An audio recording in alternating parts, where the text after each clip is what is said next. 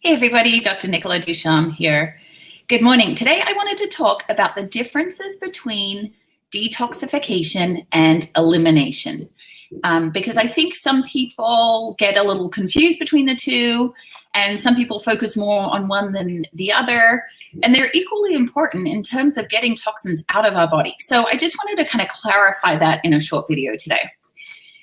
So when we talk about detoxification, we're talking about making toxins that come into our body less harmful and getting them ready to be excreted from our body, right? That's the final goal, right, is to get toxins out of our body. Now, when toxins come in, most toxins that come into our body are fat soluble. And so the body, in its inherent wisdom, tends to store toxins in fat cells, because it's trying to protect the organs and trying to really just sequester them away and say, oh my gosh, I don't like this thing, let's just hide it. And so a lot of the toxins that come into the body are stored in the fat cells. So as we're looking at getting toxins out, we also just want to keep that in the back of our minds. So the first step in dealing with this toxic load really is due to the liver. So when we are talking about detoxification, really by definition, we're talking about what happens in the liver. Okay, so the goal, I just mentioned that toxins come in and are fat soluble. The goal is to convert them to a form that's water soluble and get them out of the body. So the liver is the organ of detoxification, okay? And that is broken down into two phases, phase 1 liver detox and phase 2 liver detox. And we need both those phases to be working well in order to clear toxins from the body, right? So the two different phases, phase 1 is where the liver is converting a chemical into a less harmful chemical by certain biochemical processes like oxidation, reduction, hydrolysis. Don't worry about all these sort of biochemical terms.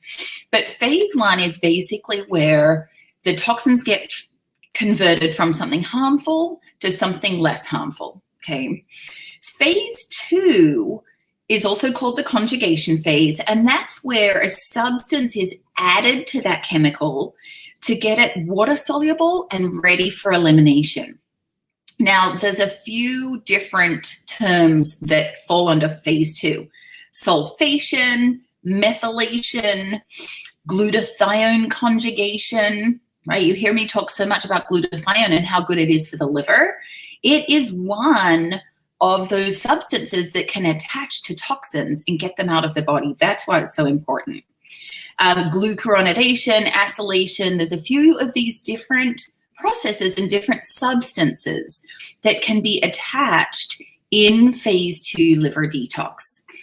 And there's various things, and it's kind of beyond the scope of this video, but there's various things that can support phase 1, there's various things that can support phase 2. But generally speaking, when we're looking at glutathione, when we're looking at liver herbs, when we're looking at homeopathics that deal with liver kind of drainage, we're looking at supporting phase 1 and or phase 2 detoxification. Okay, so detox is all about the liver. So then what? So then the liver has packaged these toxins into nice bundles of less harmful chemicals or substances. Then the goal is to get them out of the body.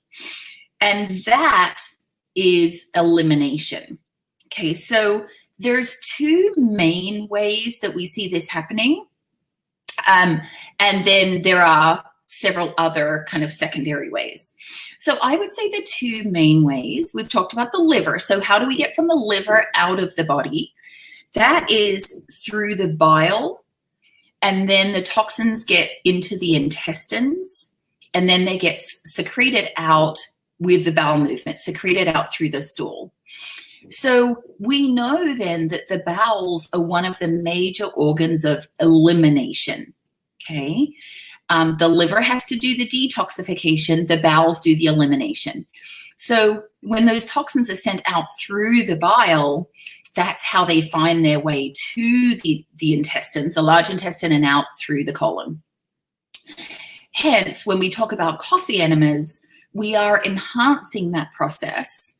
And I'll talk about this a little bit more in a second, but the goal of coffee enemas is to say, okay, liver, dump all those toxins into the bile, give me what you got. We're gonna just send them straight out through the bowel, through the intestines, and get them out of the body. So coffee enemas are really good to enhance that process.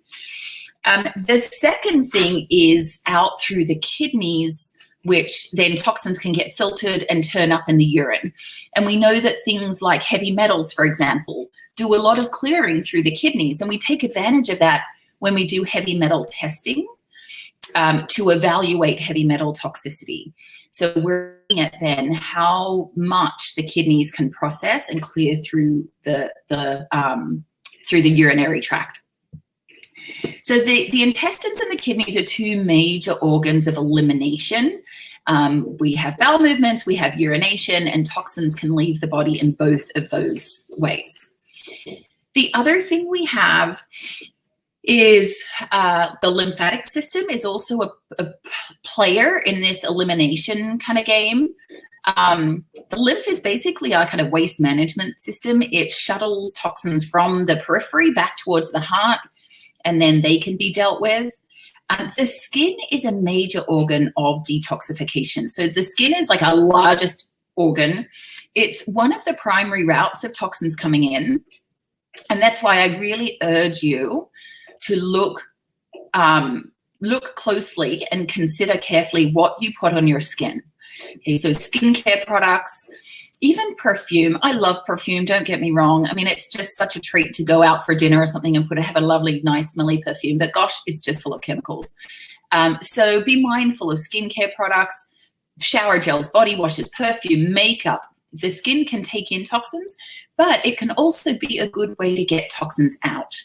And one of the best modalities for that is infrared sauna, because it really allows those toxins to sort of come out of the fat cells and be dealt with and be excreted through sweating them out. But because infrared sauna, the heat waves penetrate the tissues, it actually enables more detox than if you were just, out for a run sweating or in a regular sauna sweating. So it's sort of above and beyond that. So we've got the lymphatic system, we've got the skin, we've got the lungs, so we can breathe out toxins too. And so the lungs and the breath is actually an organ of elimination. Okay, so just bear in mind that when we look at these things, if the liver is not working right, it can't deal with the toxins. So there we look at liver support. Like I said, there's lots of great herbs, glutathione, broccoli seed extract. I mean, there's so many good things, even like whey protein because it enhances glutathione. There's so many ways to support the liver and help it do its job better. And of course, one of the best things you can do is just minimize the intake of toxins so that it has less it has to deal with in the first place.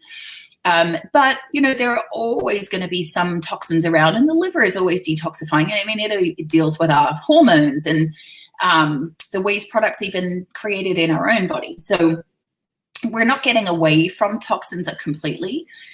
So supporting the liver is sort of step one in supporting that detoxification process. But we also want to make sure those organs of elimination are as unhindered as possible. Right, so we can do kidney support. Again, there's homeopathic drainage remedies, there's herbs that support the kidneys. Just drinking lots of water and helping flush the kidneys out is one of the best things you can do. And, things like lemon juice and water and things of that nature are really helpful. And then the bowels, if the bowels are not working right, it's going to be, no bueno for getting those toxins out. So if somebody is sort of geared towards constipation or tending towards constipation, the first thing I'll try is more natural things to get the bowels moving. So magnesium can be a good one. I usually start people about 200 milligrams of magnesium and work up. Everyone's got a different level of sensitivity. I'm going to say 400 to 500 milligrams is probably an average dose, but some people can take magnesium at night and it allows them to have a bowel movement in the morning. Too much magnesium, of course, will give you diarrhea, so that's how you know what your dose is. The same can be said for vitamin C. Vitamin C can help stimulate bowel movements as well. Again, for the same reason, too much vitamin C is going to cause tummy upset and can cause diarrhea. So that would make sense that if one is constipated, you can sort of use that side effect to your advantage. I will say, as much as I love liposomal vitamin C, it's not the most effective form for this job. One of the nice things about liposomal vitamin C is it doesn't upset the stomach as much.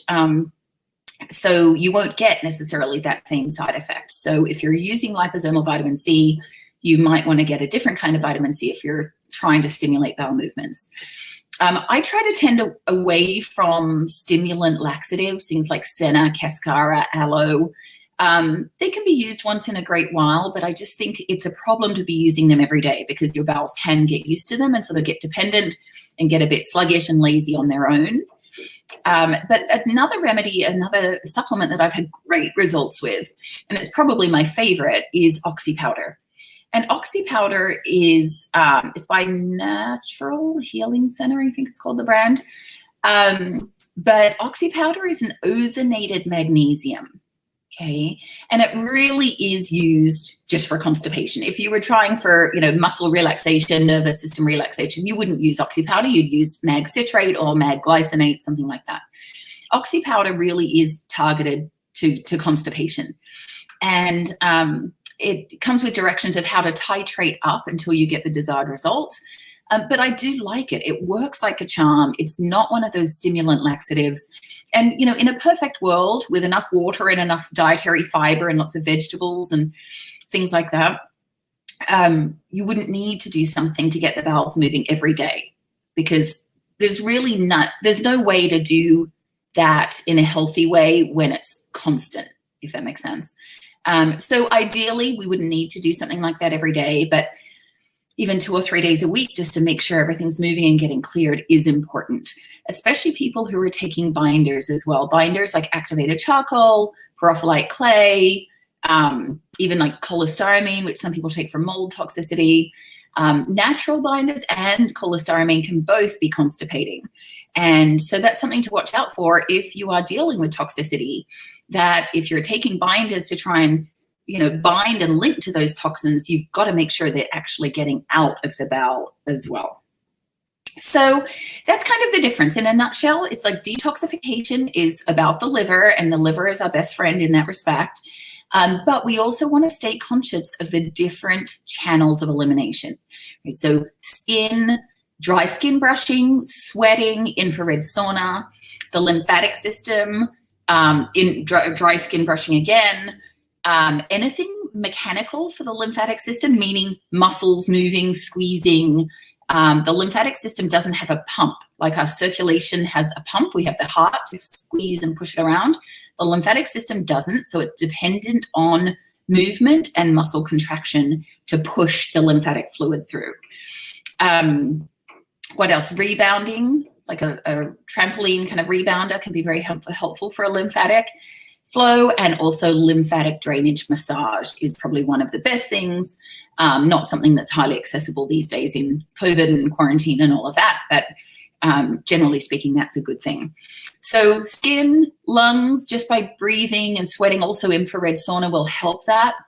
Bowels, we've talked about quite a lot, supporting the kidneys with kidney herbs, or even like some little essential oils with juniper and lemon. I mean, there's so many different things that you can do, but the biggest thing for the kidneys is just getting plenty of water each day and just making sure they're being flushed out.